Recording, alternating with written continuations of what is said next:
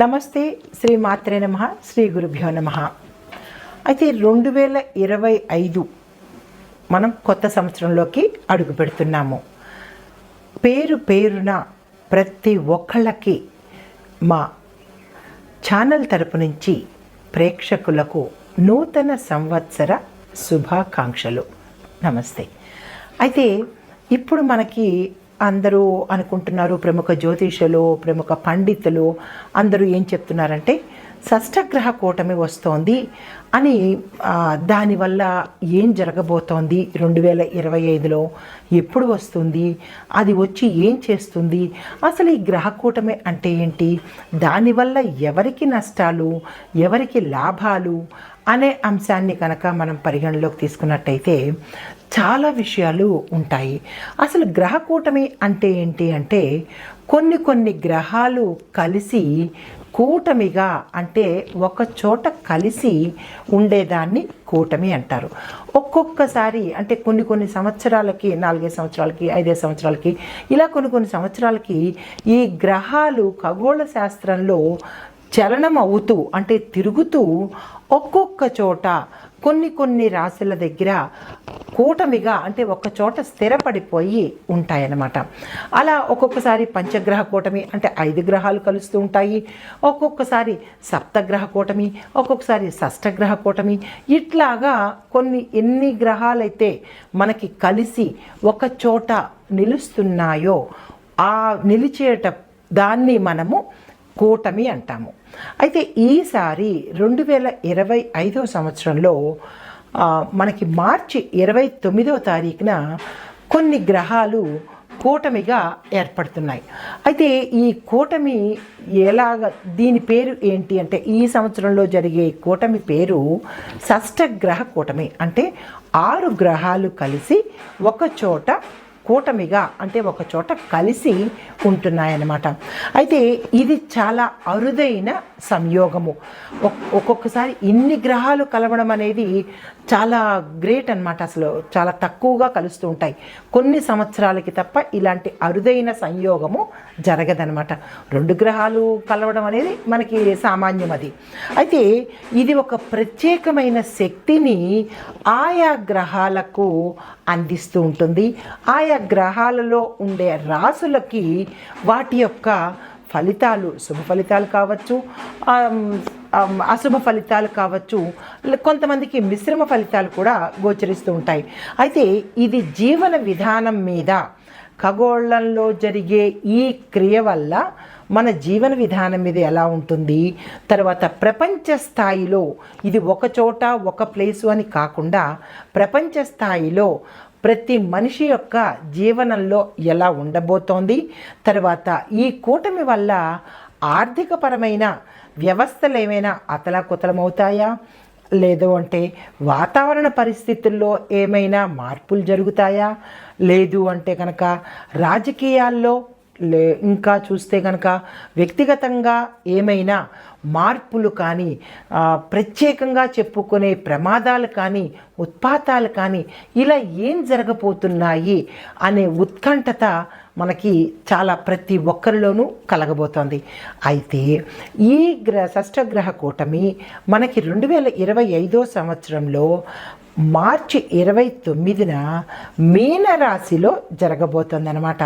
మీనరాశిలో ఈ కూటమి ఏర్పడుతోంది కాబట్టి ఆ మీనరాశి వారికి ఎలా ఉండబోతోంది, తర్వాత ఆయా గ్రహాల వాళ్ళకి ఆయా రాశులు, అంటే ఏ గ్రహాలు ముందుగా కలుస్తున్నాయి అనే అంశం కనుక మనం పరిగణనలో తీసుకుంటే సూర్యుడు, చంద్రుడు, తర్వాత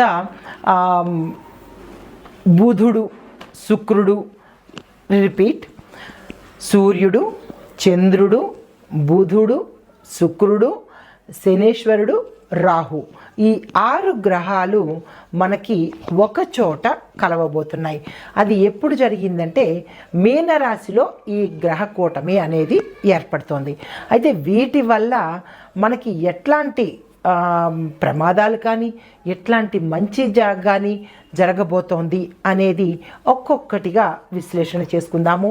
ఒక్కొక్క రంగం వారికి ఎట్లా ఉండబోతోంది అనేది కూడా విశ్లేషణ చేద్దాము. అయితే ముందుగా కనుక తీసుకున్నట్టయితే వ్యక్తిగత పరిశీలన తీసుకుందాము. అంటే జనజీవనానికి ఎలాంటి పరిస్థితులు ఇవ్వబోతోంది అంటే కనుక మనం ముందుగా తీసుకున్నట్టయితే ఉద్యోగస్తులకు విద్యార్థులకు కనుక చూసుకున్నట్టయితే కనుక విశేషమైన ఫలితాలు ఇది ఇవ్వబోతోంది. ఈ విశేషమైన ఫలితాలు ఎలా ఇస్తోంది అంటే విద్యార్థులకు కనుక చెప్పుకున్నట్టయితే వీరు ఏ రంగంలో అంటే ప్రత్యేకించి కొత్త కొత్త ఎగ్జామ్స్ రాయాలన్నా, విదేశాలు వెళ్ళి చదువుకోవాలన్నా, వాళ్ళు ఏ పని తలపెట్టాలన్నా విద్యార్థులకు చాలా చక్కని మంచి శుభ ఫలితాలను తీసుకురాబోతోంది. అయితే తర్వాత ఉద్యోగస్తులకు ఎలా ఉండబోతోంది అంటే కనుక అంటే ఓవరాల్గా చూద్దాము.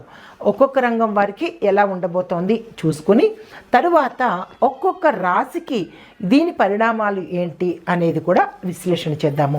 తదుపరి ఉద్యోగస్తులకి ఎట్లా ఉండబోతోందంటే వీరికి అన్ని అంటే ఈ ఉద్యోగంలో ఉండే ఏ రంగంలో ఉన్న వాళ్ళకైనా ప్రైవేట్ ఉద్యోగస్తులు కావచ్చు, గవర్నమెంట్ ఉద్యోగస్తులు, ఐటీ రంగంలో ఉన్నవాళ్ళు, ఇలా ఎవరైతే ఉద్యోగాలు చేస్తున్నారో వారందరికీ కూడా చాలా చక్కని శుభ ఫలితాలను ఈ షష్టగ్రహ కూటమి అందిస్తుందన్నమాట. అంటే ఈ 6 రాసులు కూడా వారికి చాలా అనుకూలంగా ఉండి ప్యాకేజీలు పెరగడము, శుభవార్తలు వినడము, చక్కని ప్రమోషన్స్ రావడము, పర్మనెంట్ ఉద్యోగాలుగా స్థిరపడము, విదేశాలు వెళ్ళడము, అన్ని రకాలుగా వాళ్ళకి అంటే వస్తువాహనాలు కొనుక్కోవడము, గృహాలు కొనుక్కోవడము, అన్ని రకాలుగా చాలా చక్కని శుభ పరిణామాలు ఈ 6 గ్రహాల వాళ్ళు ఉద్యోగస్తులకి అందిస్తున్నారు. అయితే తదుపరి మిగతా వాళ్ళకి ఎలా ఉండబోతోంది అంటే కనుక శుభకార్యాలు చేయడము అంటే వివాహం కాని వారికి వివాహాలు అయ్యే యోగ్యము, సంతానం కోసం ప్రయత్నం చేసే వాళ్ళకి సంతానం అవ్వడము, తర్వాత కుటుంబ పరంగా కనుక చూసుకున్నట్టయితే కనుక కుటుంబ వాతావరణంలో గతంలో కనుక మనకి అల్లకల్లోలంగా ఉండడము, అన్యోన్యత లోపించడము, విపరీతమైన కొట్లాటలు తగాదాలు జరగడము, ఒక్కొక్కసారి కుటుంబం విచ్ఛిన్నం కావడం కూడా జరిగే పరిస్థితులను గోచరించేది. కానీ ఈ షష్టగ్రహ కూటమి వల్ల అందరికీ అన్యోన్యతాభావం ఏర్పడము, ఒకళ్ళకొకళ్ళు ప్రేమాస్పదాలు ఆప్యాయతలు కలగడము, కుటుంబంలో చక్కని వాతావరణం ఏర్పడము, అనారోగ్యంగా ఉన్న వాళ్ళకి ఆరోగ్య సూచనలు కనబడము, ఇలాగ ఒకటేంటి అన్ని రకాలుగా సంతానపరంగా అంటే సంతానంతో కూడా మనకి చక్కని ఫలితాలు ఏర్పడము, బంధుమిత్రులతో కానీ లేదా సంఘంలో కానీ గౌరవ మర్యాదలు పొందడము, ఇలాగా మనకి కుటుంబ పరంగా చూసుకున్నట్టయితే కనుక ఈ షష్టగ్రహ కూటమి వల్ల కుటుంబ పరంగా బాగుంది, ఉద్యోగస్తులకు బాగుంది, విద్యార్థులకు కూడా చాలా చక్కని యోగదాయకము. తరువాత మంచి మంచి వస్తు వాహనాలు కొనుక్కోవడం కానీ, భూమి గృహాలు ఇళ్ళు కొనుక్కోవడము, పెండింగ్లో ఉండిపోయిన పనులు అవి ఈ షష్టగ్రహ కూటమిలో చక్కగా చకచకా చేసేసుకోవడము, మానసిక శాంతి పొందడము, ఒత్తిడిల నుంచి దూరంగా ఉండడము, ఒక ప్రశాంత వాతావరణాన్ని ఈ షష్టగ్రహ కూటమిలో మనము పొందబోతున్నామన్నమాట.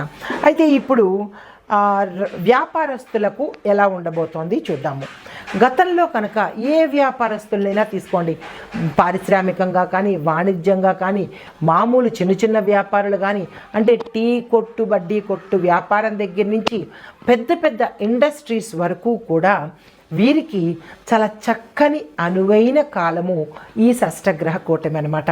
అయితే ఈ సమయంలో వీరు ఏం చేయొచ్చు అంటే వ్యాపార విస్తరణ చేసుకోవచ్చు, కొత్త కాంట్రాక్టులు తీసుకోవచ్చు, తర్వాత బ్రాంచీలు పెట్టుకోవాలన్నా, ఏజెన్సీలు తీసుకోవాలన్నా, పెట్టుబడులు పెట్టాలన్నా, ఇంకా ఒకటేంటి మీరు ఏమి చెయ్యాలని అనుకుంటున్నారో అన్నీ కూడా ఈ సమయంలో కనుక మీరు చేసుకున్నట్టయితే విశేషమైన లాభాలు మీరు పొందే అవకాశం కనబడుతోంది. మీకు చాలా ఊరట కలుగుతుందన్నమాట. గతంలో మీరు నష్టాల పాలవ్వచ్చు లేదా నష్టపోయి ఉండడం కానీ, మోసపోవడం కానీ ఇలాంటివి ఏమైనా జరిగినప్పటికీ ఈ సమయంలో ఈ షష్టగ్రహ కూటమిలో మీకు అన్నీ చాలా చక్కని లాభాలు రావడము, ఒకంత మనశ్శాంతి కలగడము, హాయిగా ప్రశాంతమైన జీవితాన్ని గడిపే అవకాశము కనపడుతుంది. కాబట్టి వ్యాపారస్తులకి చెప్పే ప్రత్యేక సూచన ఏంటంటే, మీరు ఏవైనా పెట్టుబడులు పెట్టాలన్నా, వ్యాపారం విస్తరించాలన్నా, బ్రాంచీలు పెట్టుకోవాలన్నా, మీ ఇష్టమే కొత్త కాంట్రాక్ట్లు తీసుకోవాలన్నా ఇంకా మీరు చక్కగా హాయిగా మీరు తీసుకోవచ్చు. భాగస్వామ్య ఒప్పందాల్లో కూడా మీరు ఎంటర్ అవ్వచ్చు, అంటే ఒప్పందాలు తీసుకోవచ్చు, కాంట్రాక్ట్ల మీద సంతకాలు పెట్టుకోవచ్చు. గతంలో మిమ్మల్ని ఏడిపించిన వాళ్ళు కానీ, మిమ్మల్ని నష్టపెట్టిన వాళ్ళు కానీ చక్కగా మీకు అనుకూలంగా మారే అవకాశము, వ్యాపారస్తులకు లాభాల పంట అన్నమాట.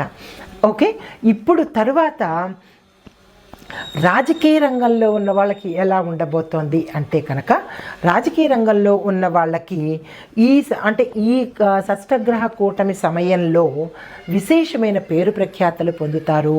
ప్రజల యొక్క అభిమానాన్ని, నమ్మకాన్ని చూరగొంటారు.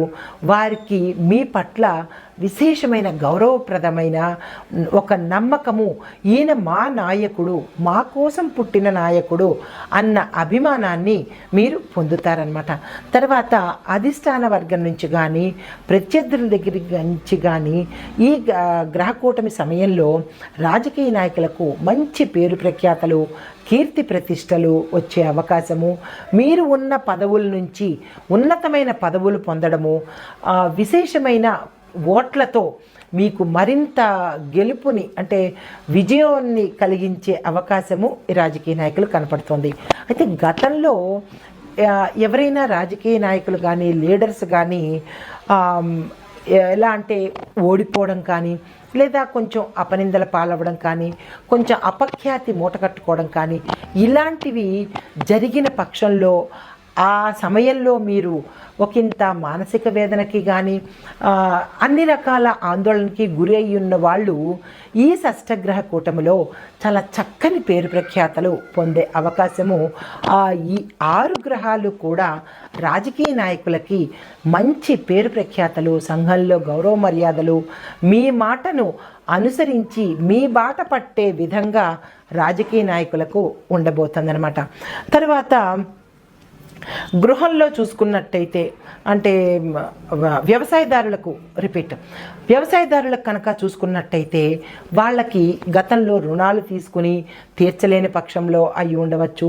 తర్వాత లాభాలు రాకుండా నష్టాల బారిన పడవచ్చు, లేదా అప్పులు పేరుకుపోయి మనశ్శాంతి లేక చాలా ఇబ్బంది పడిన రైతులు కానీ, వ్యవసాయదారులు కానీ, గిడ్డంగులకు కానీ, లేదా వాణిజ్య పంటలు వేసిన వారికి కానీ, ఏ పంటలు వేసిన వాళ్ళైనా నష్టాల్లో ఉన్నా కానీ ఈ షష్టగ్రహ కూటమిలో రైతులకు పన్నీటి జల్లు అని చెప్పవచ్చు అన్నమాట. మీకు సమయానికి గవర్నమెంట్ నుంచి అంటే ప్రభుత్వం తరపు నుంచి రుణాలు వస్తాయి.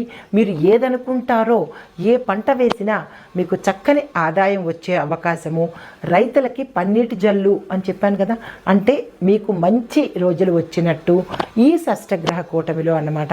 కాబట్టి దానికి తగ్గ ప్రణాళికలు వ్యవసాయదారులు కానీ, రైతులు కానీ, కౌలుదారులు కానీ మీ పనులను చక్కగా తీసుకోండి. పాత రుణాలను తీర్చేసుకుంటారు, కొత్త రుణాలను నిరభ్యంతరంగా తీసుకోవచ్చు. మీరు ఏ పంటలు పండించాలనుకున్నారో చక్కగా పండించండి.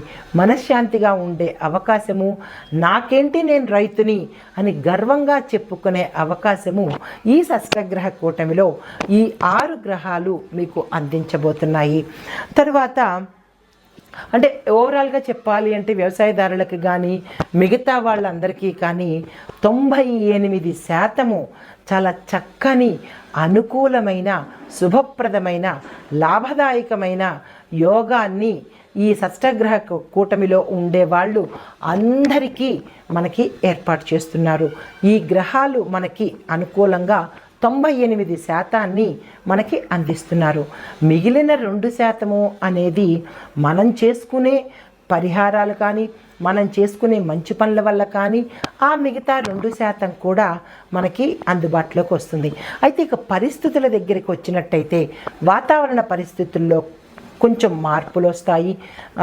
ఆర్థిక పరంగా కూడా అంటే దేశ ఆర్థిక పరిస్థితులు కూడా కొంచెం శుభాశుభ మిశ్రమ ఫలితాలు కనపడుతోంది.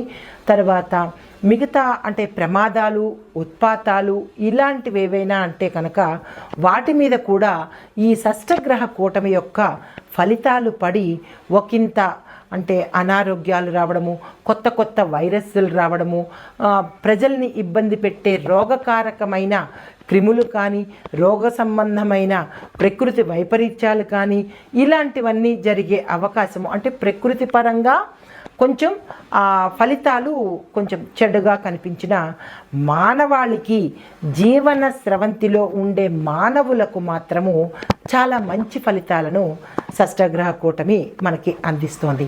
అయితే ఇప్పుడు ఆయా రాశుల వాళ్ళకి మేషరాశి నుంచి మీనరాశి వరకు ఎలాంటి ఫలితాలు ఒక్కొక్కటిగా మనం చూద్దామన్నమాట. ఇందాక మనం చెప్పుకున్నది ఓవరాల్గా అంటే ప్రతి ఒక్క రంగం వాళ్ళకి విడివిడిగా ఎలా ఉండబోతోంది చెప్పుకున్నాము. ఇందాక మనం చెప్పుకున్నట్టు షష్ఠగ్రహ కూటమి వల్ల ఒక్కొక్క అంశంని తీసుకున్నాము. మానవాళికి ఎలా ఉండబోతోంది, ప్రకృతికి ఎలా ఉండబోతోంది, తర్వాత ఆర్థిక పరంగా ఎలా ఉండబోతోంది అనే అంశాలు చూసాము.